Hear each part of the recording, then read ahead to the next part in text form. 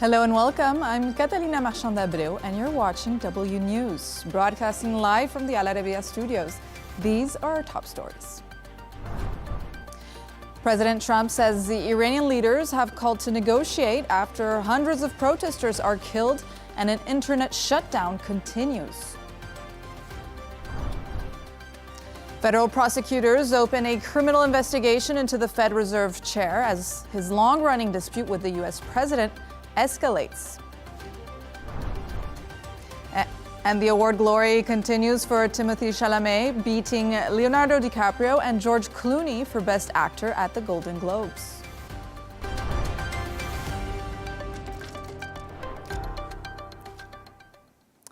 President Trump says the Iranian leaders have contacted the United States to negotiate, and he might consider military action as the ongoing unrest continues. The U.S.-based human rights activist news agency says it has verified the deaths of nearly 500 protesters since December.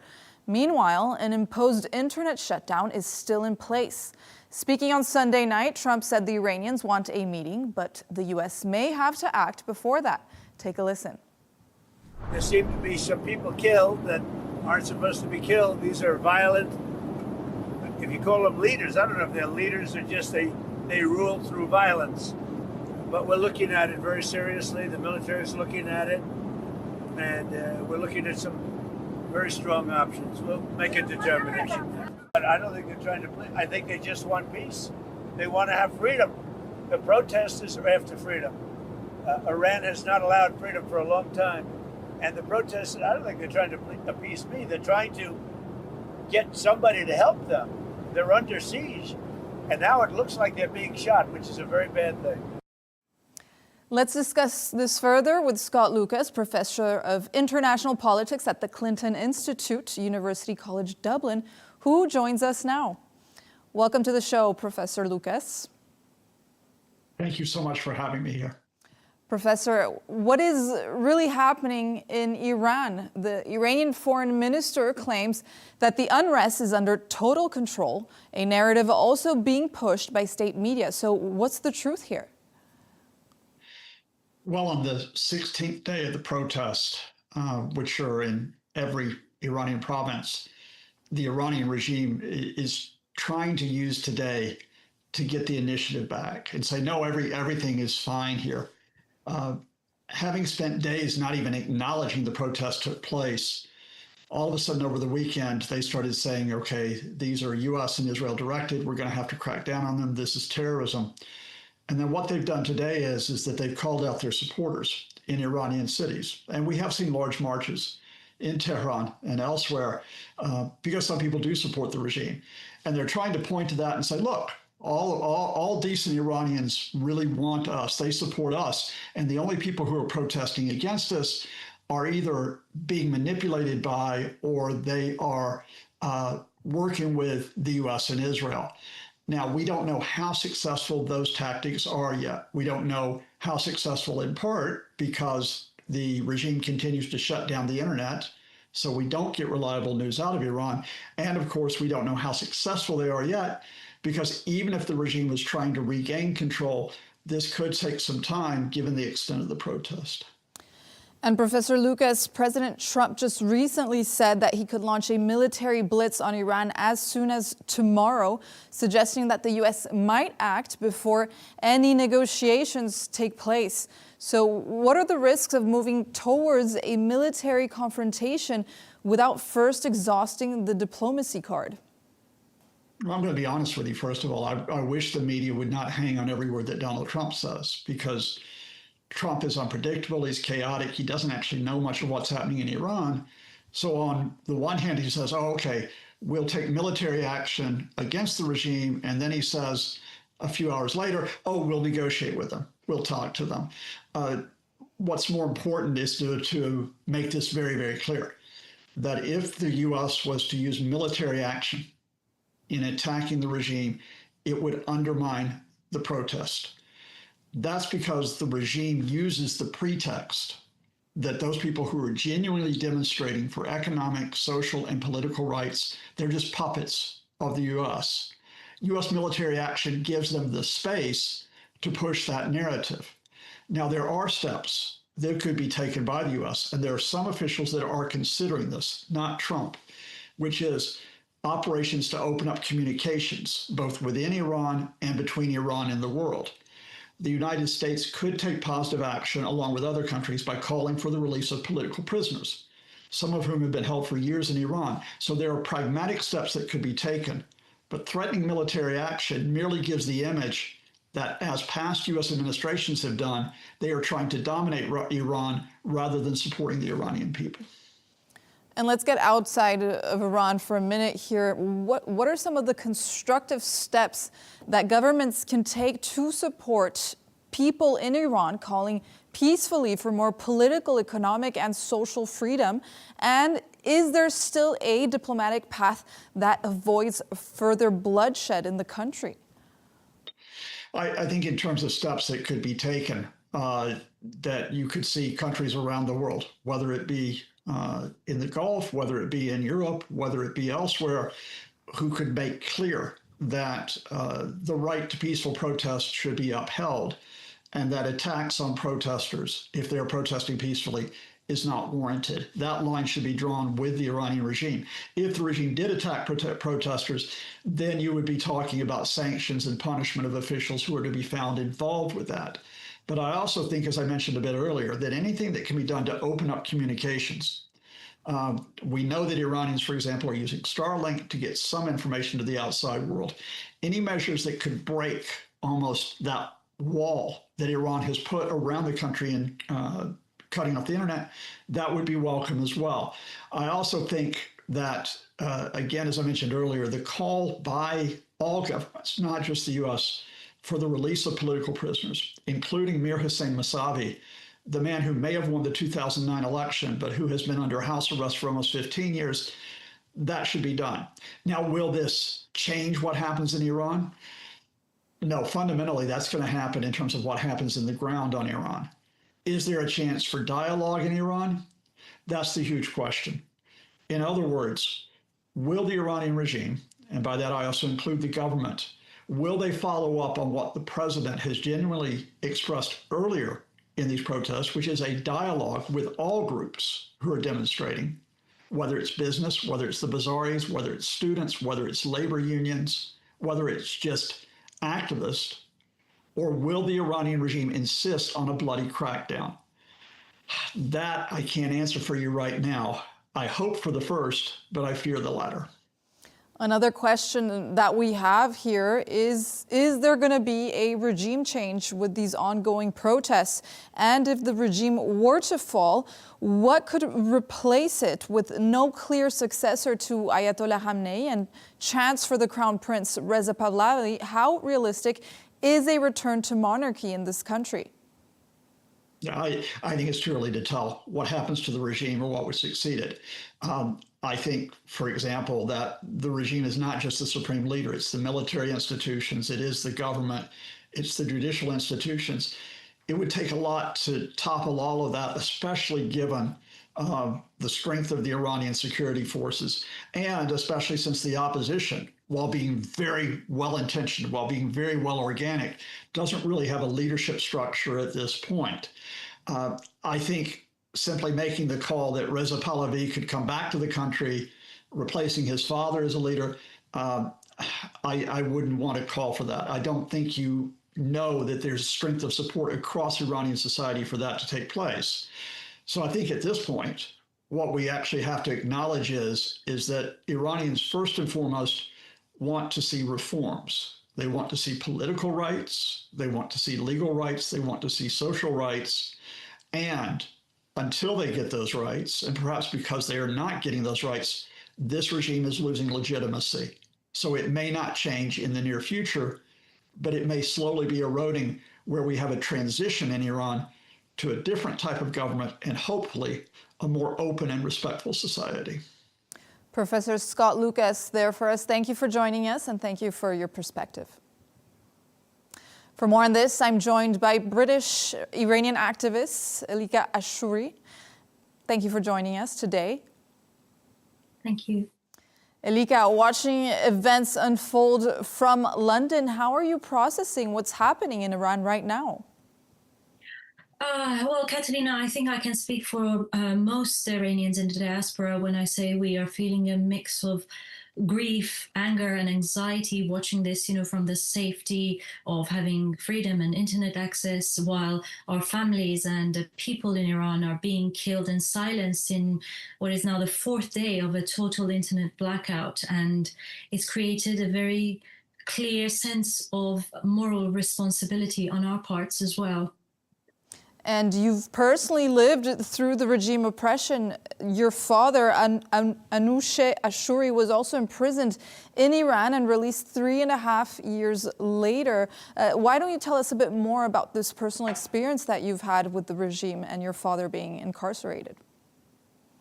This is a very good example of why this regime cannot go on as it has in the last 40 years. They have continued this very familiar and disturbing pattern of acting with impunity.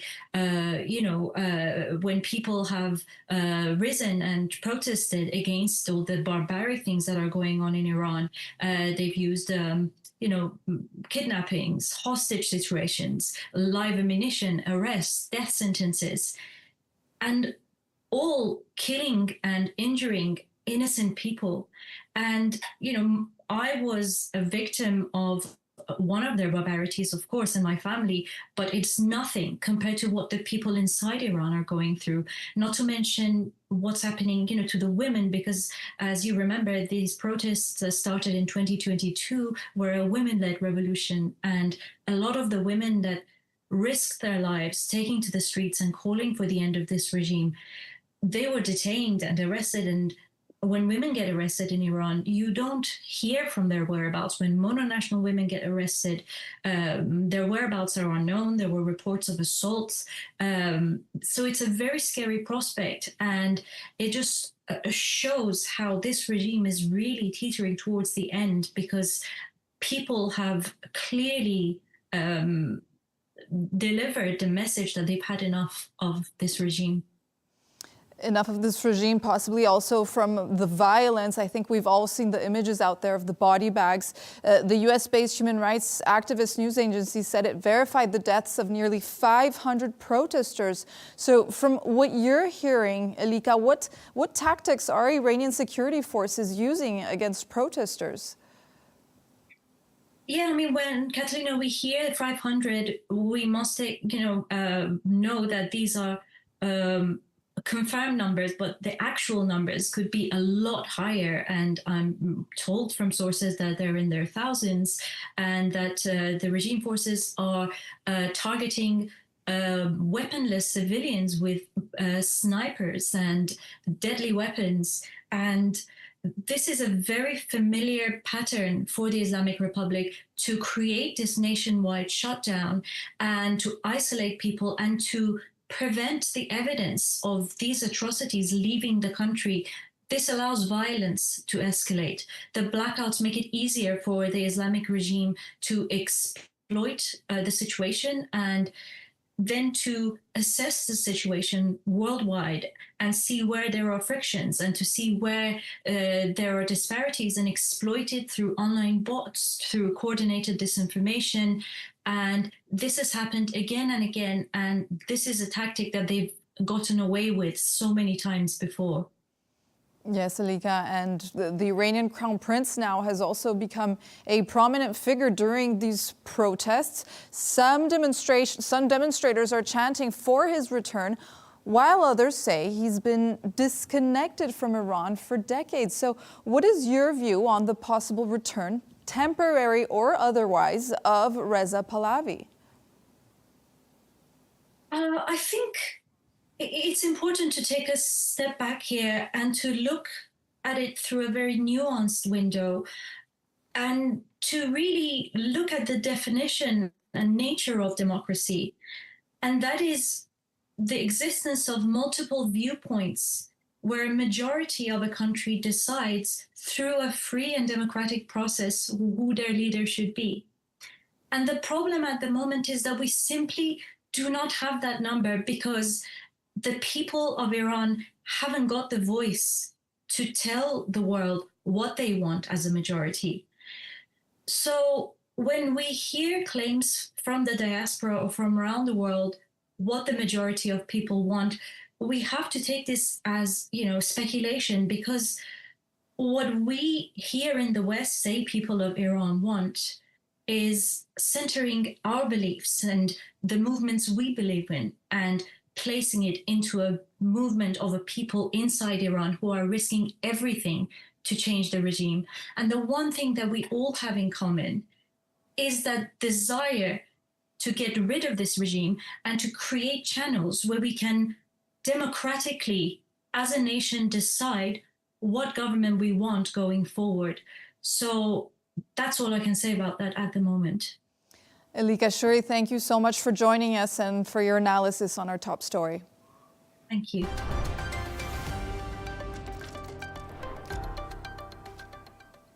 Federal Reserve Chairman Jerome Powell could face a criminal investigation from the U.S. Justice Department over a Senate committee testimony. It's the latest escalation in tensions between Powell and President Trump, who have previously come to blows over interest rates. The Fed chair has called the probe unprecedented action. Take a listen. I have deep respect for the rule of law and for accountability in our democracy. No one, certainly not the chair of the Federal Reserve, is above the law. But this unprecedented action should be seen in the broader context of the administration's threats and ongoing pressure. I have served at the Federal Reserve under 4 administrations, Republicans and Democrats alike. In every case, I have carried out my duties without political fear or favor, focused solely on our mandate of price stability and maximum employment. Public service sometimes requires standing firm in the face of threats. I will continue to do the job the Senate confirmed me to do, with integrity and a commitment to serving the American people. So let's get the thoughts of economist Laurie Laird. Laurie, thank you for joining us. Catalina. Laurie, President Trump and Jerome Powell have clashed for some time now. Can you explain the relationship and why tensions have escalated to this point? Well, this is they've been clashing in that Donald Trump for the past, years now, but particularly in the first year of his second term, has been on Jerome Powell for not reducing interest rates more quickly. Donald Trump, it's sort of a paradoxical argument that Donald Trump makes, because how many times have you heard him say, we're the hottest economy in the world. We were a dead economy a year ago. Now we're the hottest economy in the world. Typically, hot economies do not need lower interest rates. A hot economy tends to need higher interest rates. So the argument that the U.S. economy needs juicing, there doesn't seem to be data behind that. Donald Trump would like to see lower interest rates to spur housing activity. He'd like the interest rate on the borrowing that the U.S. undergoes to be a little bit lower. So that's why he wants interest rates lower. And he has been hammering Jerome Powell since pretty much the day he took office. As for the word clash, I'd say this is the first time that two men have clashed. The vehemence of that statement that you and I just watched from Jerome Powell surprised me a little bit. He really has not responded in the past to these criticisms that Donald Trump has leveled at him. And some of them have been personal, that Jerome Powell isn't very bright, that he's a numbskull. Powell has not said very much. This is the first time that he's fought back, and it's a little bit unusual because he now is under a criminal investigation, and that's typically when people go quiet, when things go legal. But the root of the clash is that Donald Trump wants lower interest rates, like many political leaders. Jerome Powell doesn't want to give him lower interest rates, thinks that the economy doesn't need that right now. And Jerome Powell is reportedly under criminal investigation over this $2.5 billion Fed headquarters renovation in Washington, D.C. Powell is calling this a pretext. What's the latest on this probe, and why are critics of this renovation concerned here, Laurie? I mean, it does to me feel like a pretext. You know, again, Donald Trump has been calling for lower interest rates for a year and so persistently. So this does feel like, how can we get this guy out? Okay, let's accuse him of not just overrunning on costs for renovation, but what the criminal element could be, or the criminal allegation is that that Powell did not tell the truth when testifying before Congress on the nature of the renovation. So what they're trying to investigate is whether he misled Congress. If that were to be proven, that could be a criminal act. We're a long way from that. As for the overrun, yeah, this project does, it's a $2.5 billion renovation. And if you break that down per square footage, it is quite a bigger project than a lot of the renovations we've seen over the past 5 or 6 years. The projected overrun seems to be greater than what is historically the case. I mean, look, we always see building overruns. This one seems a bit worse. But you got to keep in mind, this building was built in 1937 and has undergone almost no renovation since then. So the fact that the costs are a little higher than what we've seen before isn't entirely surprising and probably isn't indicative of criminal action. They probably needed these renovations urgently. So how unusual. We did hear Jerome Powell saying that this is unprecedented action. So how unprecedented is it for a sitting Fed chair to face this criminal probe? And is there a broader pattern here of officials who clash with Donald Trump that are later facing legal scrutiny? It's a great question. And certainly this does seem to be part of a pattern. When people do not do Trump's bidding, he tends to use the justice system against that person. You asked earlier, why now? Why is he going after Powell now? And that's an interesting question. Jerome Powell's term as chair of the Federal Reserve ends in May. Donald Trump has said that he has selected a successor. He just hasn't told us the name of that person yet. So Powell will not be leading the Fed for all that much longer, just 3 more meetings before he goes. He does have the ability to stay on the Board of Governors for another 2 years. So he'll stop being the head, but he can still vote on interest rates. But here's the key. 12 people vote on interest rates. So even if you were to get rid of Powell, get him off the board, there's no guarantee that the other 11 people, even if they are led by a Trump-friendly appointee, there's no guarantee that those other 11 are going to vote for lower interest rates or vote for interest rate, the massive reduction that Donald Trump thinks the U.S. needs. I mean, Donald Trump has said he wants to see interest rates a full 3 percentage points lower than where they are now. Now, keep in mind, inflation is still close to 3% a year. That's well above the Fed's 2% target, which is one reason the Fed is a little bit reluctant to cut rates aggressively. But the timing doesn't make a whole lot of sense, given that Jerome Powell is in his late 70s, coming toward the end of his career. And shortly, for our final question, you led us to this question, Laurie. Jerome Powell's term does end in May, as you just said. So who are the front runners for this job? Yeah, excellent question. And again, Trump said he's identified the person. The top betting is a guy called Kevin Hassett, who's actually a couple of years ahead of me at university. Believe me, never saw that he was going to be a Trump disciple.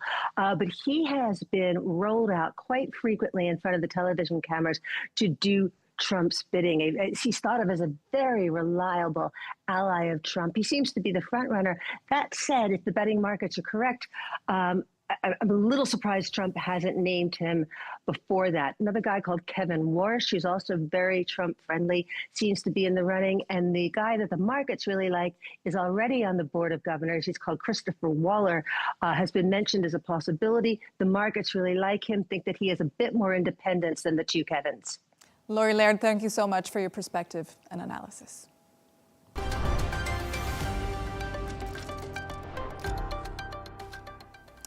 Let's take a look at some of the other stories making headlines today. And starting with some breaking news, Somalia says it's annulling port deals and security cooperation with the United Arab Emirates. It's over what they say were credible reports and compelling evidence concerning hostile actions undermining national sovereignty. India and the USA trade talks are ongoing despite recent tensions. U.S. Ambassador Sergio Gore says another call on the deal is planned and that differences between President Trump and Prime Minister Modi can be resolved. The talks have been strained by U.S. tariffs on Indian goods and disagreements over Russian oil imports. French far-right leader Marine Le Pen begins an appeal in Paris this week that could decide whether she can run in France's 2027 presidential election. She was barred from public office after being convicted of misusing EU funds. A decision is expected before the summer. Hong Kong's High Court is hearing pro-democracy tycoon Jimmy Lei's plea for a lighter sentence. The 78-year-old was convicted of colluding with foreign forces and publishing seditious material. The case has drawn international criticism, and Lei could face 10 years to life in prison. And thousands of tourists are stranded in northern Finland after flights at Catalina Airport were cancelled due to extreme cold, with temperatures dropping to minus 37 degrees Celsius. Flights to the UK are expected to resume today, and across Europe, snow and ice are disrupting travel, with Germany shutting trains and Baltic countries warning drivers to stay off the roads.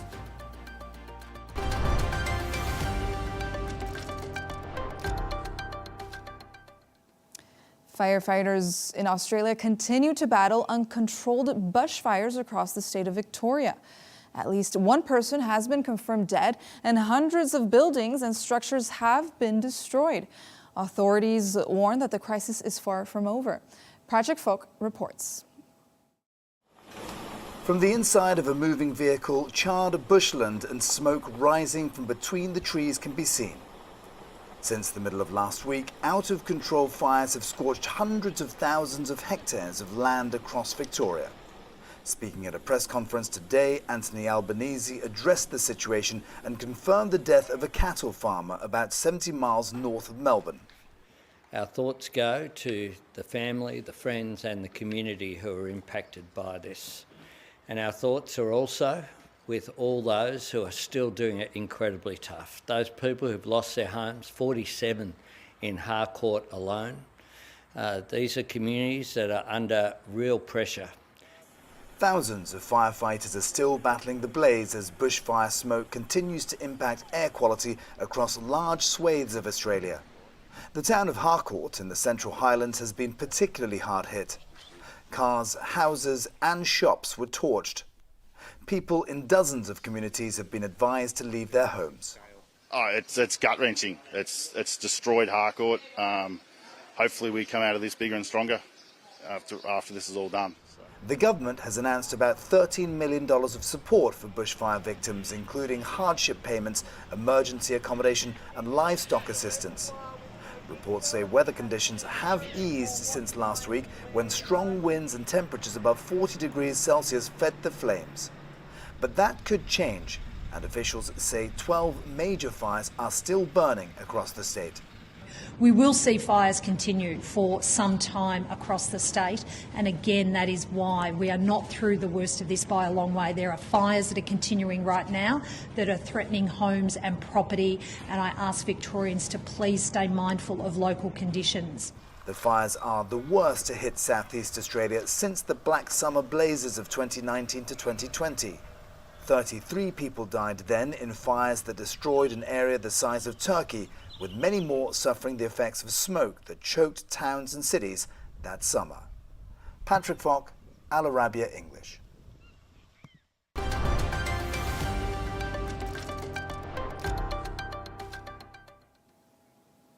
Let's take a look at the top business news. Goldman Sachs says it stands by its 2026 oil forecast of $56, despite risks tied to Russia, Venezuela, and Iran. Brent crude has traded above $63 per barrel, while West Texas Intermediate hovered near $59. The firm said it expects a substantial recovery next year, with oil prices averaging $75. Global smartphone shipments rose by 2% year-on-year last year due to a rise in consumer demand and 5G devices in emerging markets. Apple, which led with a 20% market share, reported that the iPhone 17 series boosted sales, while the 16 performed well in countries such as Japan and India. Rival tech company Samsung, which is under pressure in Latin America and Western Europe, took the second spot, driven by the launch of the Galaxy A series. Turning to sports now. Former Manchester United midfielder Michael Carrick is expected to take over as interim head coach of the club. United is hoping to have an appointment in place on Wednesday before players return to training. Carrick will take the reins from temporary coach Darren Fletcher, who has been in charge for the last 2 games following the sacking of Ruben Amorim. And Barcelona has won its 16th title victory in the Spanish Super Cup following a 3-2 win over Real Madrid in Jeddah. The Spanish club have now won 10 games in a row. The Spanish Super Cup, which has been hosted in Saudi Arabia since 2020, will continue to play in the country until 2029. And a reminder of some breaking news. Somalia says it's annulling port deals and security cooperation with the United Arab Emirates. It's down to tensions over Israel's recognition of Somaliland. Somalia says there were credible reports and compelling evidence concerning hostile actions undermining national sovereignty.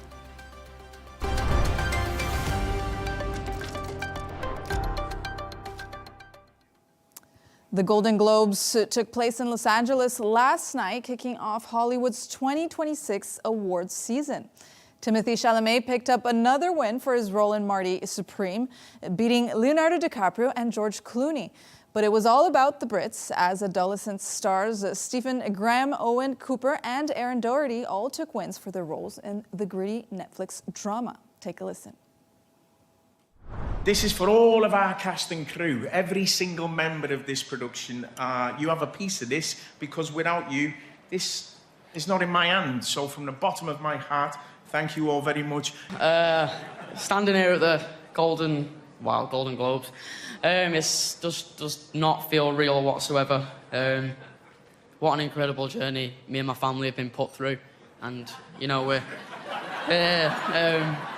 we are forever grateful for what these people have done for me and my family. But Stephen Graham, Hannah Walters, Jack Thorne, Phil Barantini and Owen Cooper, each of you lives in every breath of that scene, and it wouldn't be what it is without you. And you're at the core of why I'm so deeply, unspeakably proud to be a part of this gorgeous piece of work. Let's get the reaction of showbiz journalist Stephanie Takyi. Stephanie, welcome to the program. Thank you so much for having me on. And Stephanie, what a night for the Adolescence cast. Very well deserved and understandably very emotional for them. Indeed, it was very emotional for them. This has been one of the most poignant dramas to come out in Netflix. It's been the UK's most watched series on Netflix, and rightly so, with its gripping storyline. But for someone like Owen Cooper, who at age 16 has Hollywood at his feet, it's a lot to be said for his performance. And that was also backed up with Stephen Graham, who also was the first time him winning a Golden Globe, and also Aaron Doherty. So for all of them, for the trio of them to receive such an accolade in Hollywood, where they're up against, you know, big major production, it says a lot about this production and the impact it's made. You know, for Stephen Graham in his acceptance speech, you know, it was very heartfelt. He paid tribute to his wife, which he said has saved his life with his acting. He suffered from mental health quite a bit. For Owen, he said, you know, when he was taking drama lessons, he was the only boy in his drama lessons, and it was quite embarrassing, but it has paid off for this production. And I think it's such incredible to see that the Brits have taken Hollywood by storm. And another big winner was Timothée Chalamet for Marty Supreme, so his first Golden Globe award, beating some real Hollywood heavyweights. Well, it was well-deserved because his performance is absolutely stellar in it. But, you know, with award season, there's always surprises. He was in a stiff category with the likes of Leonardo DiCaprio, George Clooney, Ethan Hawke. And, you know, for film buffs, you would think clearly it's going to go to the well-established names. But no, Timothy has shown that, you know what, it doesn't matter how long you've been in the game. It's about how you perform in a film and how people who are watching it can connect with it. But he was very humble and he said, you know, my category is full of greats and I look up to them. So, you know, Timothy has also paid his dues in Hollywood. So I really do feel like there is that changing of the guard now when it comes to award season. And it's not always set in stone that the big names are going to win on the night. And speaking of the big names, Stephanie, Leo didn't win and he had to endure a couple of digs on top of that from the host last night, didn't he? He did. You know, when it comes to awards and ceremonies, no one is spared from being the butt of the jokes. And, you know, for Leonardo DiCaprio, he likes to have an air of mystery about him when it comes to his private life. But the host, Nikki Iglesias, made light of his penchant for dating younger women and said that, you know, he's achieved 3 Golden Globes and an Oscar, all before his girlfriend, Vittoria Ceretti, has turned 30 years old. So Leonardo took it on the chin and he found it quite funny. But you know what? It's the big elephant in the room. So he is going to face a bit of that during award season. He should get used to it by now. So tell us about some other big winners of the night. There was Hamnet and one battle after another. Well, I'm really excited for Hamnet because I think this is going to do well for the Brits. Jessie Buckley, she won Best Actress in a Film Drama for portraying William Shakespeare's wife, Agnes, in this really devastating tragedy of when they lost their son and how it inspired him to write Hamlet. So I think she is a strong contender and we're going to be hearing her name a lot during awards season, but also there was new names such as Tiana Taylor, who starred in one battle after another, and she won Best Supporting Actress. It was the first time she's even been nominated for a Golden Globe, and she, in her speech, she paid tribute to Black women and said, you know, your voices deserve to be heard, and so does your dreams. So again, there's some fresh faces which are coming out during award season, which I think is good to put their names on the map of acting credibilities.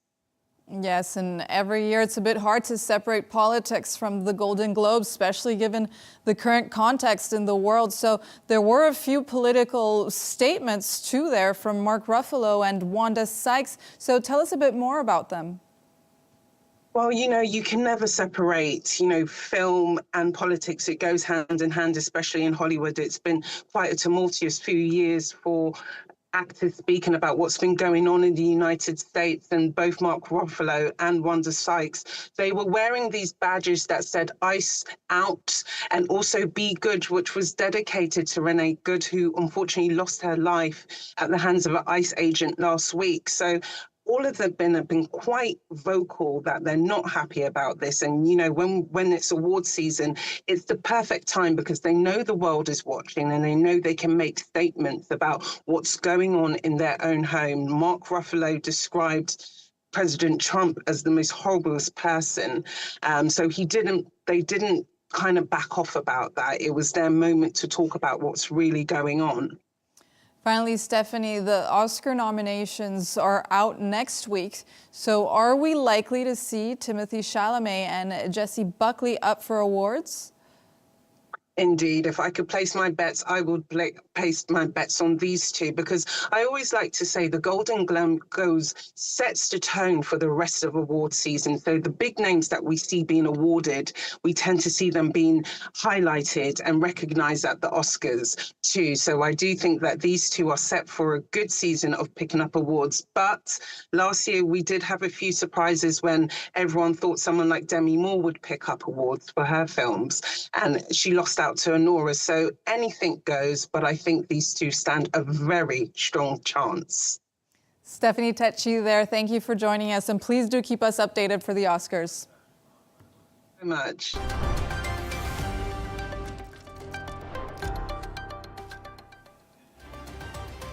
A reminder of our top stories. President Trump says Iranian leaders have called to negotiate after hundreds of protesters are killed and an internet shutdown continues. Federal prosecutors open a criminal investigation into the Fed Reserve chair as his long-running dispute with the U.S. president escalates. And the award glory continues for Timothée Chalamet, beating Leonardo DiCaprio and George Clooney for the Best Actor gong at the Golden Globes. That's all from us on W News. Don't forget to subscribe to our YouTube channel and follow us on X. We'll be back in a couple of hours with W News Extra.